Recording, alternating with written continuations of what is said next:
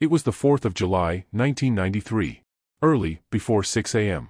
But the sun was already warm and George Heffelfinger knew that it was going to be hot and steamy in the nation's capital by mid-afternoon.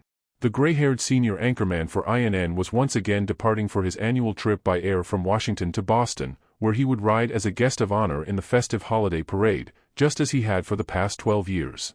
Heffelfinger had no idea that his own violent death moments from now would be the lead story that night on every television newscast in America.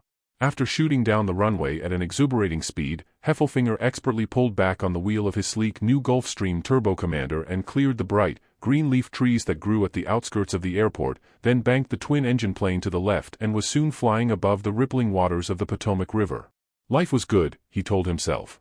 Sure, he was getting older and would have to relinquish his position behind the network anchor desk to some young upstart soon, but right now he had nothing to complain about. At least he wasn't rotting away in some Mideastern prison like Gray Sanders, the network's foreign correspondent who was missing for, what was it now, over 3 months?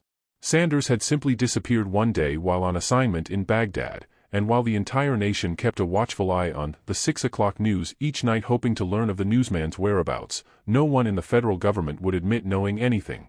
It was as though the journalist had simply vanished into the atmosphere. But Heffelfinger knew better. Or at least he thought he did. He glanced to his right where below him was the prosperous Virginia suburb of McLean, home of the CIA. When he returned after the holiday, he planned on making some inquiries of his own there. It was on that thought that the plane exploded in a blinding flash of light and a deafening sound and George Heffelfinger's life and career ended forever.